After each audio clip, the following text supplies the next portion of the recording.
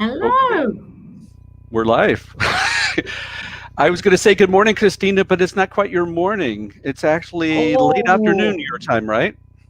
that's right. The sun is setting. I'm calling from the future. Hello.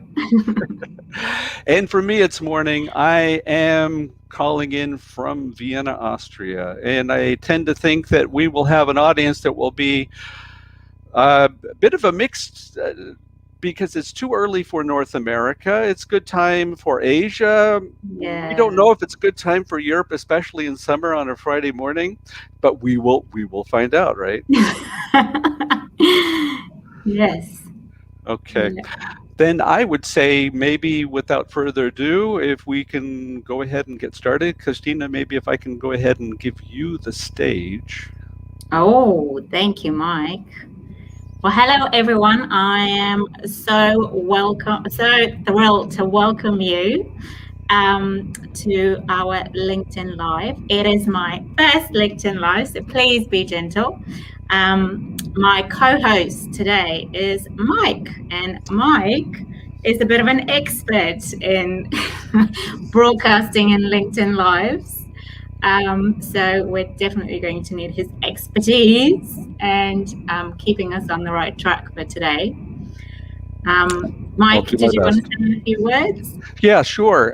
Yeah, thank you very much all for joining today. As it states here, my name is Mike Boyle, and I am the owner of Procure Solutions LLC, and our specialty is getting to your potential. And we are running a number of live streams these days, as Christina mentioned. I've been involved with a number of live streams myself. We are both instructors on LinkedIn Learning, and the idea is to specialize live streams for all of you so that you're given an opportunity to go ahead and ask us questions. It's a little bit difficult when we're running videos to go ahead and keep that dialogue going, but we see this as an opportunity for you to get to know us a little bit better and to ask directly questions to us. So I'm really thrilled to be here with Christina, and I suspect that we will have a very action-packed agenda. So, Christina, perhaps if you'd like to go ahead and introduce yourself a little bit. Yeah, thank you, Mike. Hello, everyone. My name is Christina.charenkova. As Mike said, I am thrilled to have my first LinkedIn Live here with you all. My topic of my passion and my topic of choice is change and change management, and how do you make people tick with change and get that really tipping point with when it comes to bringing people on a journey and making them feel what the vision and the strategy behind the change is. I'm particularly passionate about today's topic, adaptive change, and I'm hoping to answer all of your questions. I live in Australia, and I am an owner of a small consultancy called Beyond Bus Consulting. My aim is to bring my clients on a journey to be more capable change leaders and to develop real passion for developing people's capabilities in dealing with change. So, Great. Yes. And of course, we shouldn't forget all of you. And for us, it's key that you are able to go ahead and be part of this live stream. So feel empowered to go ahead and use the change box and include any questions that you may have. I make no promises that we're able to go ahead and answer them all, but I feel confident that we will come pretty close. Actually, I'm being a little bit cheeky because I feel very confident that we will be able to answer all of your questions. And speaking of questions, I have one for you, Christina. You mentioned the idea of adaptive change or in an agile fashion. How would you actually go ahead and define that? I think adaptive change is one that, for me, from my definition, is one that doesn't necessarily have a straightforward answer.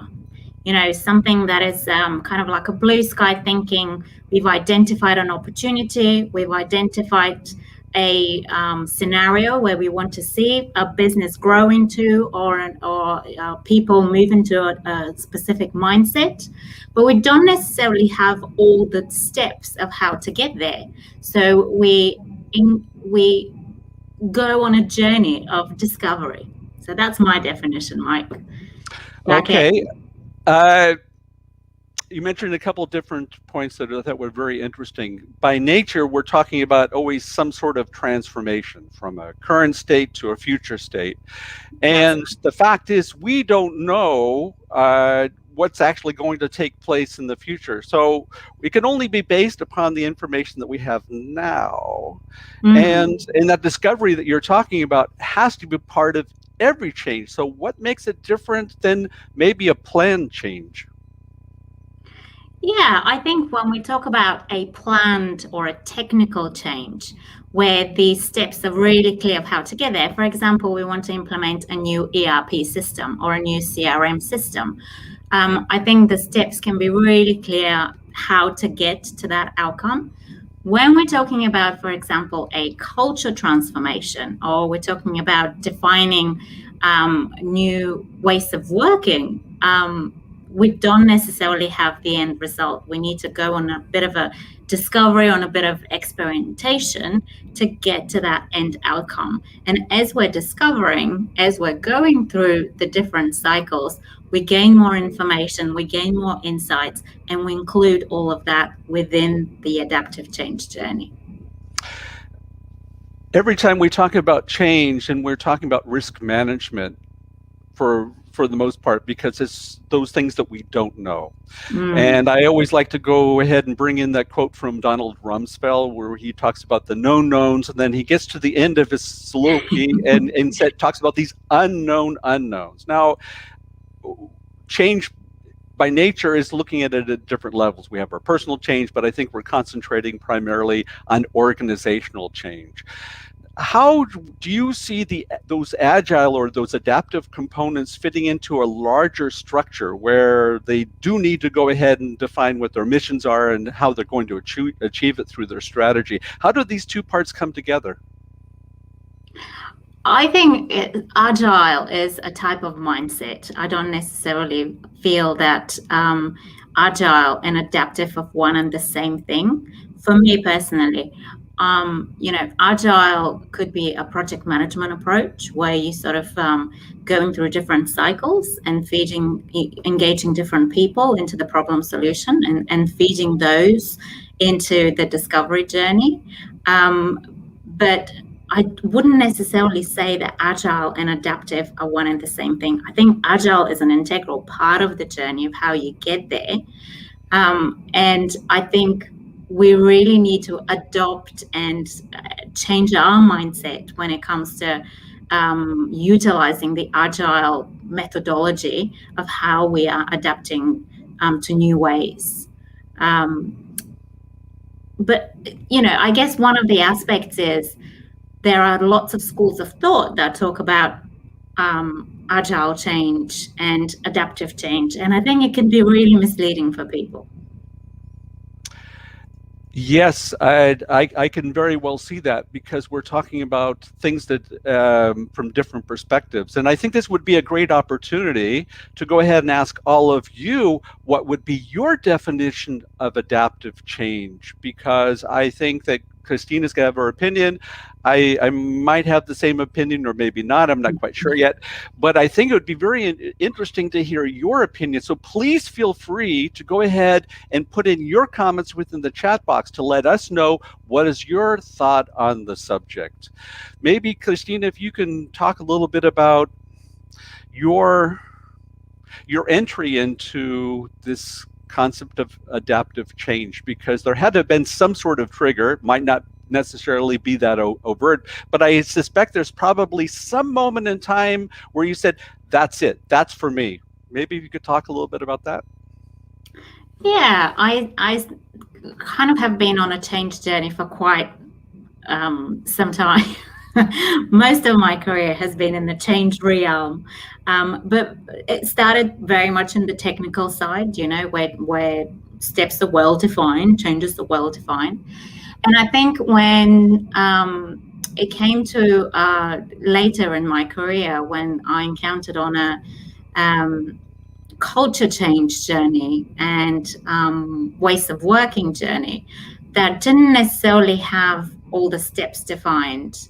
And that was the aha moment for me. And I sort of felt very passionate about being part of the solution and saw how people really were empowered by taking part of that experimentation stage and, you know, testing different outcomes, being part of the problem solution. So um, I guess on one hand, it made me realize, this is really how change should be. We don't necessarily, a lot of the times, we think we have a solution, and we would plug that in. It will be kind of like a lift and shift approach to change.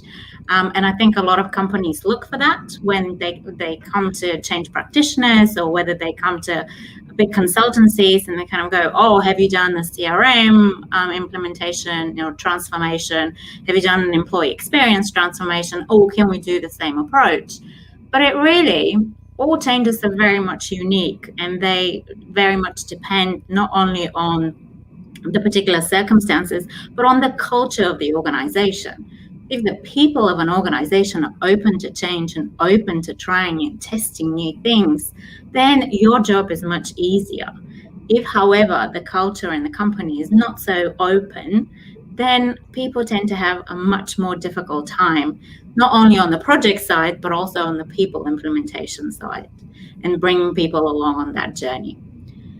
One of the key aspects that I find is really integral to that first part of an adaptive change journey is defining the problem well. So what is it that we're trying to solve? And not necessarily defining how we're going to get there, but what is the definition of where we're trying to be? What does success look like? And how do people feel at that point in time? Let me pause here.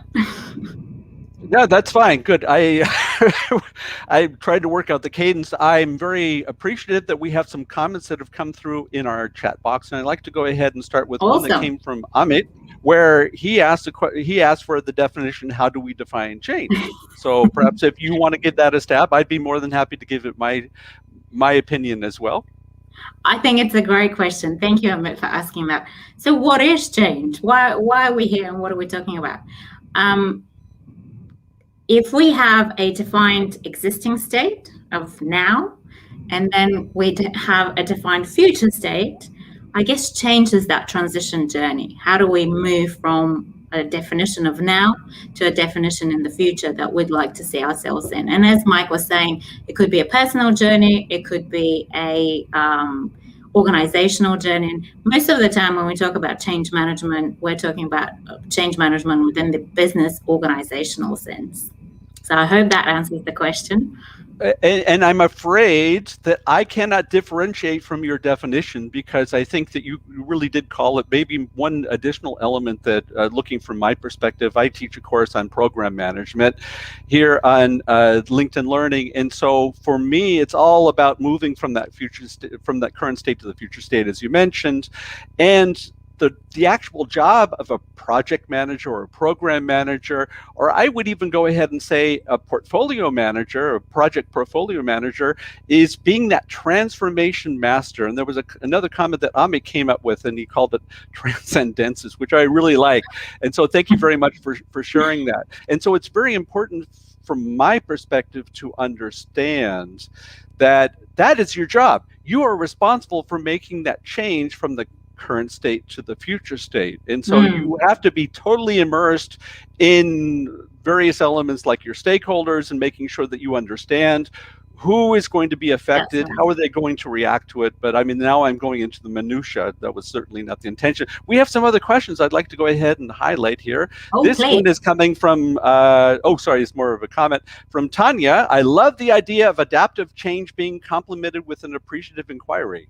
Your thoughts on that one, Christina? Yeah. I like the idea of that as well. So I guess what my take to that is appreciative inquiry is more around, that discovery journey, that experimentation, and setting out, I suppose, kind of like an open mindset. A lot of people talk about growth mindset, and I think that that's important.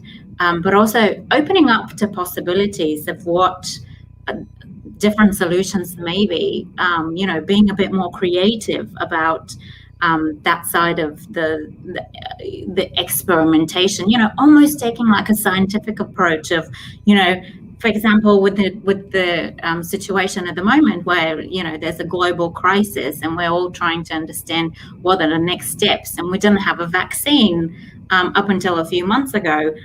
A lot of scientists came together and tried to discover that. And now we have a number of vaccines. I mean, it's absolutely fascinating that when you put people's minds together, magic seems to happen. True. And I think it's maybe if I could just add an additional point to that, especially when we're looking at appreciation and understanding that we need to make sure that we have people on board. Otherwise, the change will not take place. The real question in my mind is how do we go ahead and take these two components, the idea of autonomy, that people are able to do things on their own, because that really getting to the crux of the problem of safety and fear.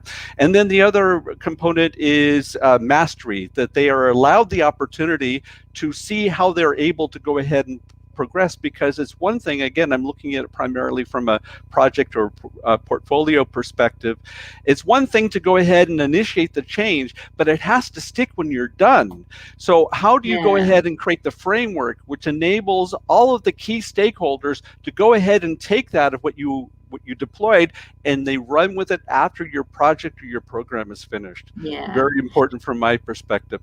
There are a number of questions, so I'd like to go ahead and continue with that.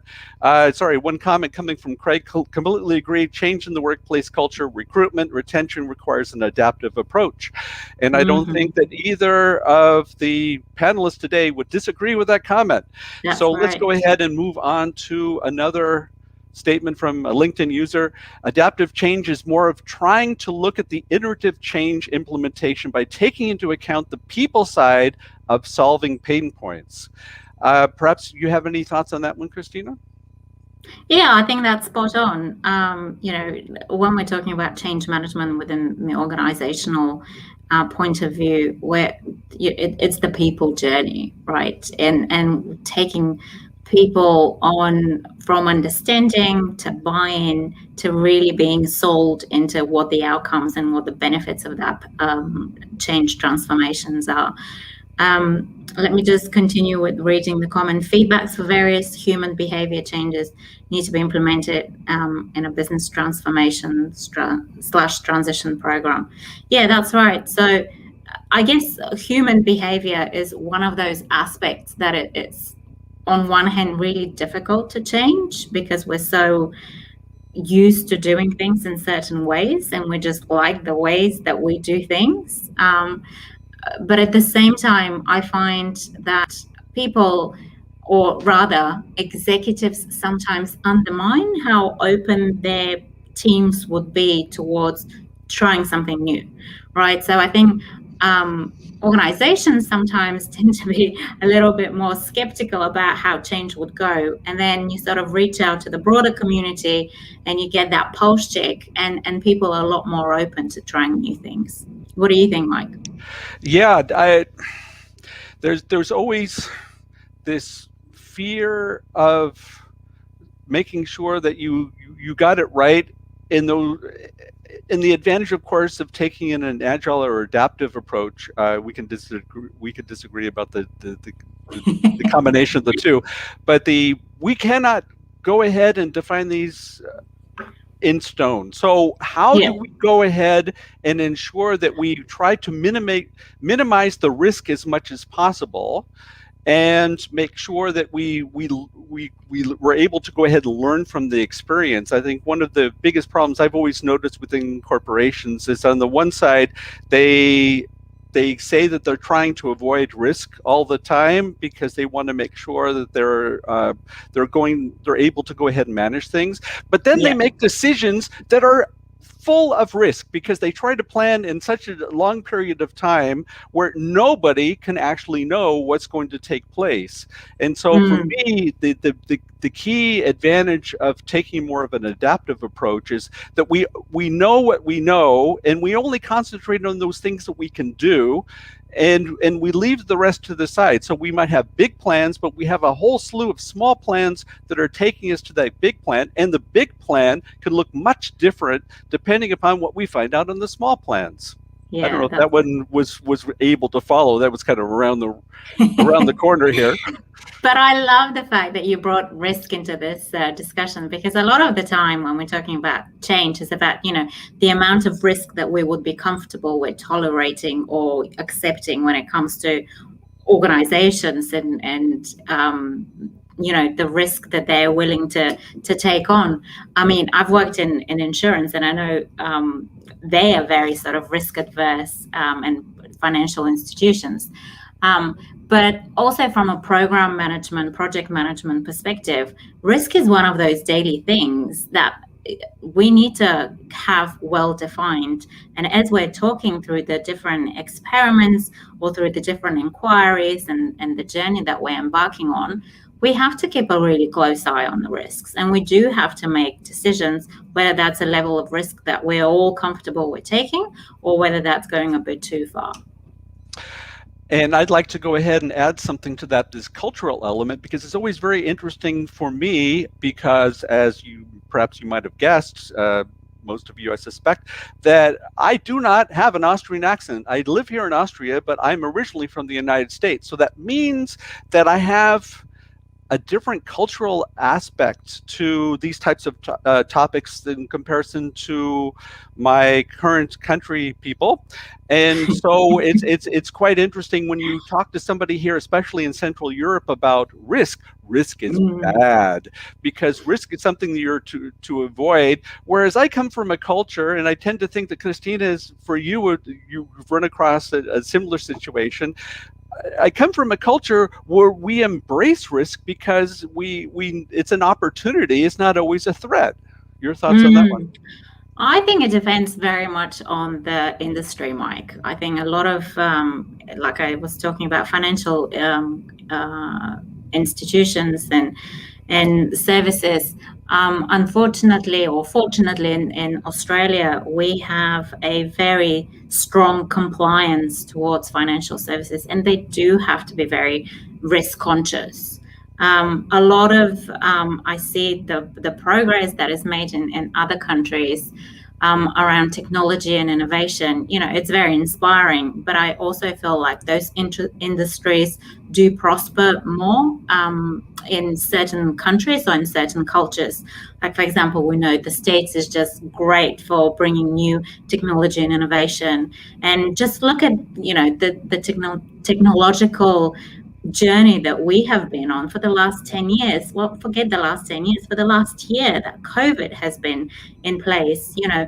The fact that we have all been able to work from home, having things such as Microsoft Teams, such as Slack, such as Dropbox and the cloud, in terms of Gmail, and all of these services that are enabling us to work more remotely and to have everything at our fingertips.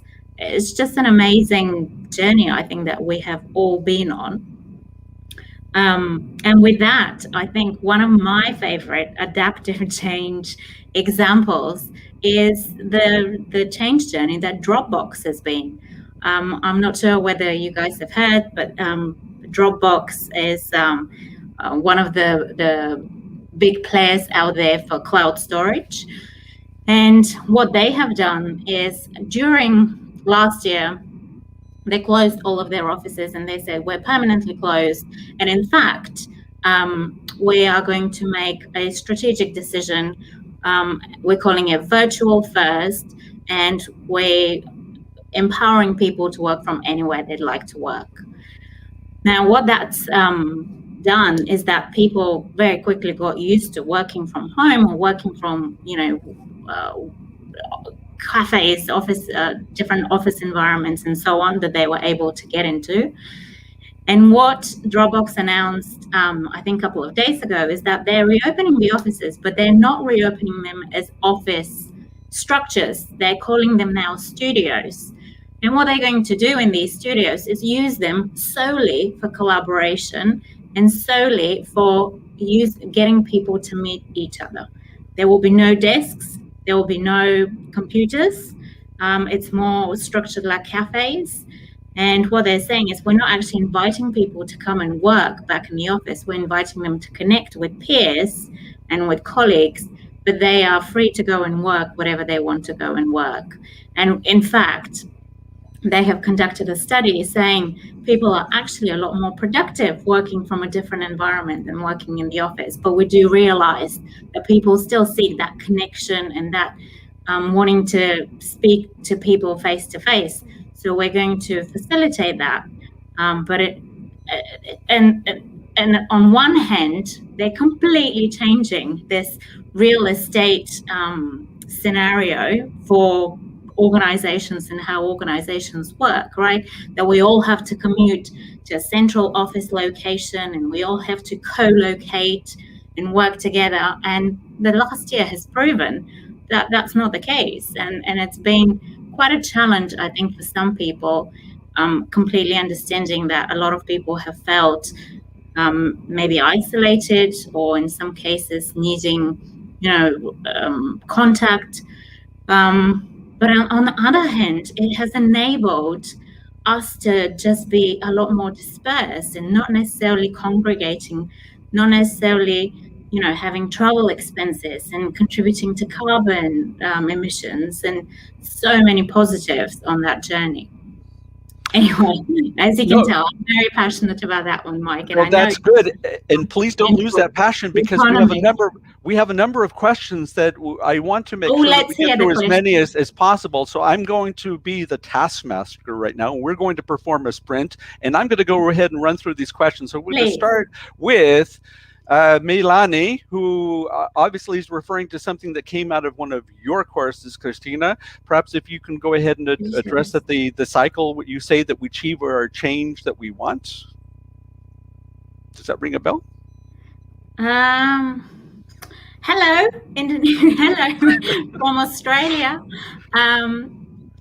Could you share the cycle where you say that we can achieve our change that we want? I can't at the top of my head and recall whether that was mentioned in a course. I suppose it's the cycle of how you would plan change and how you would get to the outcome. And a lot of the times, if you have seen my courses or if you have come across my newsletter, I talk about simplifying change and making it very straightforward, not necessarily having any steps that are unnecessary. So keeping it lean, keeping it simple. And a lot of the times I use a very simple approach to change. I use plan. So you need to plan it. You need to define what it is that you need to get to, then plan it. The second step that I have is execute. So how would you actually map out the steps to get to the outcome and start performing those steps? And then the final step that I have in my very sort of simple plan that I normally follow is how do you sustain the result? So once you get to that outcome, how do you sustain it? Now, this slightly differs for adaptive change. So in adaptive change, when we define the different experiments or the different adaptations that we'd like to see happen and sort of feedback more into the execution stage is, I guess breaking it down into smaller steps. So then you can see how the outcome of each step will then form part of that journey. I hope that makes sense. Mike, maybe we can get... Your Yes, take? yeah. When you were going through the description from your side, I was thinking of the Deming cycle: plan, do, check, act. But obviously, it all depends on what you're trying to accomplish. I think they're probably going to have different cycles depending upon what kind of change that we're actually trying to Mm, achieve. And I think that we should always have the ability to adapt our approaches depending upon what we're trying to solve. And so that kind of piggybacks on what you were saying, Christina, that there is no patent formula to actually be followed. Let me go ahead and move on to another question. This is coming from Tanya. Adaptive change, curious experimentations about what's needed now to create change in a VUCA world, which we were referring to, of course, that was COVID-19 for us, the VUCA, and where things are changing constantly. So it's actually more of a question. Let me see if I can go on to, no, this is what we already did. Let's go to this one. What is adoption versus adaptive change? Any thoughts on that one, Christina? what is adoption versus adaptive change? Oh, I think they're quite different for me. They sort of form part of adaptive change, i.e., defining that transformation from existing state to a future state, and defining our problem really well, versus adoption, which comes towards the end of the change journey, and it almost pulse checks whether we've adopted the outcome and how is that going. So really important concept when it comes to change management is adoption and sustainment of the outcome, because we don't want to make change happen and then nobody uses it, or nobody is following the steps that we've outlined. Or if we're talking about a culture change, which can take very much time and effort and people's emotions, at the end of the day, if that is not adopted and not sustained, we've kind of feels like we've wasted effort. So adaptive change and what is the change that we're trying to do comes kind of at the start of the journey, and then adoption comes towards the end of the journey, and making sure that we've really sustained the results. Back at you, Mike. Yeah, perhaps if I can add something, one of my specialties is also business process management, and we have this term within BPM. It's called the enterprise process management, where we have the actual adaptiveness part of the structure of our organization. And so once we've gone ahead and set a goal, which was whatever it may be, then that it's only part of that journey. And as you mentioned earlier, Christina, that if it doesn't stick, then it has no value. And so Right. the actual adoption is key for us to go ahead and continue with momentum. But we still need to have some sort of structure, that there's a certain adaptive mindset within the organization to go ahead and make sure that it continues. That would be my take. Let me see if I can go ahead and move on to some other comments. This is coming from Ahmed again. What is the difference between change management and change agility? Oh, change management and change agility. Oh, that's a very interesting one, Amit. It made me think. So for me, and again, it would be really interesting to get Mike's take on this one. But for me, change management is kind of the process of how we make change happen. So how are we managing it? How are we making people believe in the outcome? How are we taking them on a journey? What are the stories that we're telling them in order for them to kind of see the end result? Change agility, on the other hand, is how flexible do we think our definition of change is? And it's almost part of this adaptive change journey, if you wish. Have we built in enough flexibility and kind of haven't made it too rigid, so then when people give us feedback, when stakeholders provide their insights, then we're able to be agile enough and flexible enough to build that into the solution. Mike, what do you think? I'm really interested to hear your point. Yeah, and this is the confession that I need to make. I was hoping to be more of a devil's advocate and kind of challenge some of the things that you're talking about, Christina, but you've made it very difficult because actually I see that we are very much on the same wavelength. My take on change management is there are different approaches or different structures that we can use. And perhaps if I can give you some examples, some of the ones that I like or ones that have influenced me. There's this concept of nudge, where we actually go ahead and come up with an evolutional change based upon the reaction of the individuals and trying to put things together in a way where change kind of happens naturally. That would be one. There is the one coming from the question of habit and looking from an individual, although it could also be from an organizational perspective, that we go through certain routines, and the idea is if we're trying to make a change to the results of a routine, then we have to be aware of the process that gets us to those results. Case in point, we have processes within an organization, and we claim to expect certain results, whereas in essence, the individuals that are performing these tasks, the only thing they really care about is fulfilling the task, not working on the goal. So that means we need to be able to look at the results that we're achieving and say, so is that what we really want? If not, what do we need to go ahead and change to the process? Because the trigger's always going to be there. And what we really want to do is change the results. So that means we have to change the path to get there. That would be another one. And then on a very general level, there was a book that I read a number of years ago called Switch, and they came up with 3 components that have really motivated me throughout the years. And that is understanding what it makes people want to change, because we have this cockamamie idea, and I use this word on purpose, cockamamie, that this is all very rational, whereas change comes from the solar plexus. We need to feel the need to change, and if we don't feel it, it ain't going to happen.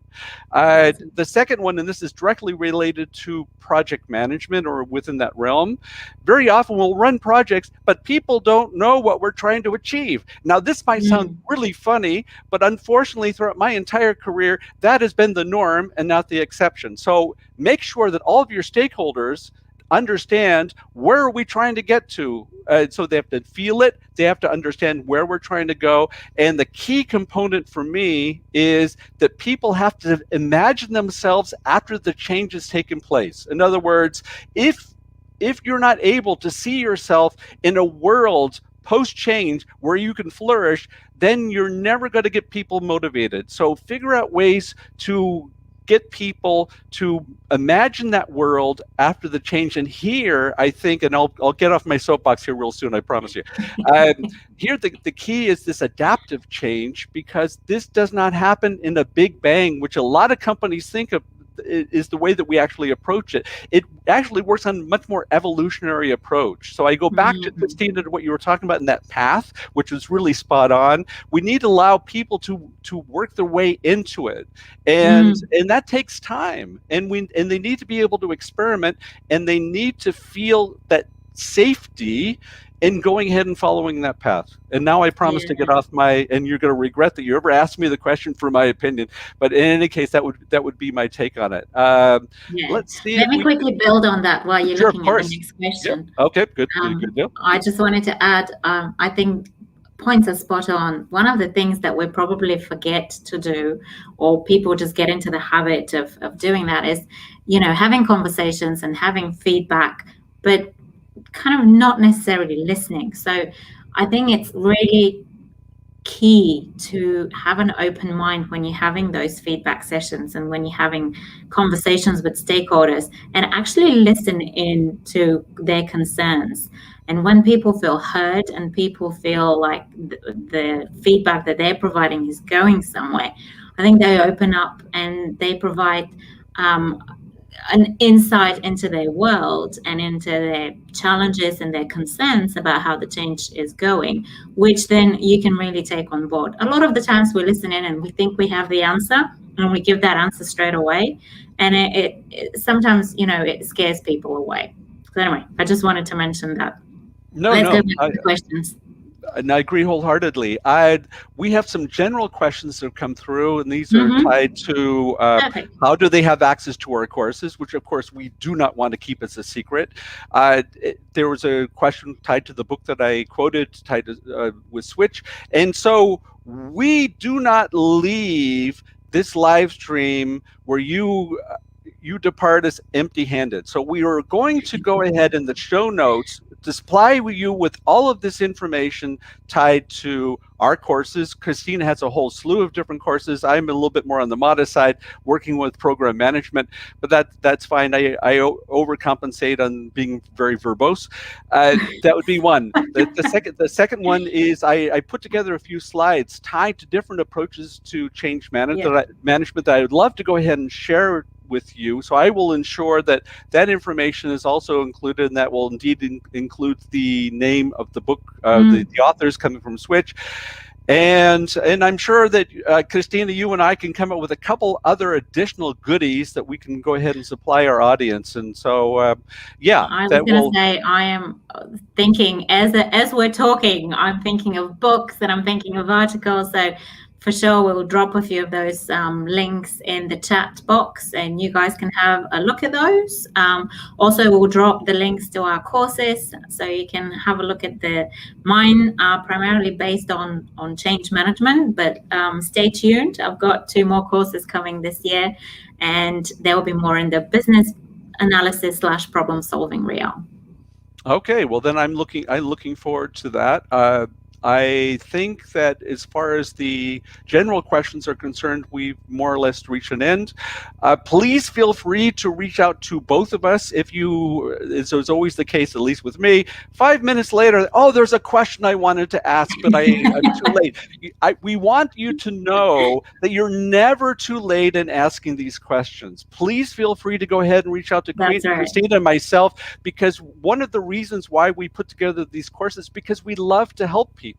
And this is a great opportunity for us to build up more of a bond between us and you. So please feel empowered to go ahead and reach out to us. We'll go ahead and make sure that all of the information that we've been talking about, that is included in the show notes that we'll have within the event, the LinkedIn event. And I think we're slowly coming to the end of our live stream. So perhaps, Christina, if you might have some additional words you'd like to go ahead and share. I just wanted to say thank you to Emily, who left us that wonderful comment about the energy. I'm really pleased that, it resonated with people and people were open to asking questions. Just to reiterate what Mike was saying, please feel free to approach us and ask anything that may be on your mind about change, or, you need some pointers about where to next. We're more than happy to help and to have that discussion offline with you guys. We're both, I guess, looking forward to the next LinkedIn live event that Mike will talk a little bit That's about. right. I was trying to make a halfway decent segue here, but of course it's always the technology that kind of gets in the way. Yes, I will be holding a live stream next Thursday, the 15th of July at 1400, which is 1600 Vienna time. I'm not quite sure. Might be a little bit late for some of you that I've seen your location is primarily from Asia, but please feel free to go ahead and join us on the 15th of July. And this is an Ask Me Anything session. And so when we say Ask Me Anything, I feel that I'm up for the challenge. And the realm is quite large: project, program, or portfolio management. Again, that will be on the 15th of July at 1400 GMT. And with that, I think that as I promised you, Christina, that the time goes by very, very quickly. It did. And so, yeah. It And we're getting a lot of positive comments. I'm not quite sure to what degree you see the feedback that's coming through. I was just starting to. And so I think we actually were able to go ahead and show that that we're very passionate about what we're talking about here. Yeah, And we hope that you also feel that passion. It looks like that we did a halfway decent job on that. And that will be the motivation for you to feel that you feel empowered to go ahead and make it on your own. education without being able to deploy it is only half of the process. So Mm. please feel empowered, and that would be, I guess, my last question, my last comments. Huh? Yeah. So with that, thanks from my side, Christina. Thank you very much for joining me today. Thank It's been you. I think it's been a wonderful session, and hope to see you again in live stream, or of course, see you on LinkedIn Learning. Thank you so much, guys. Keep an open mind and go make that change happen. You can do it. That's right. Alrighty. See you. Bye. See ya.